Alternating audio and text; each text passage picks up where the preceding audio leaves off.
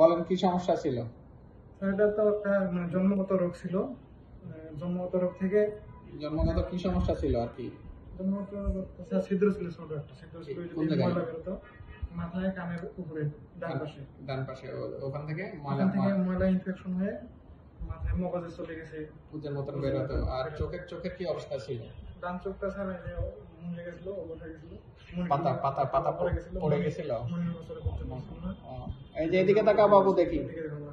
এই যে এখন হলো অপারেশনের পরে অপারেশনের পরে স্যার ইনশাআল্লাহ সাকসেসফুল হয়েছে, চোখটা ভালো হয়ে গেছে, মাথা ভালো হয়েছে।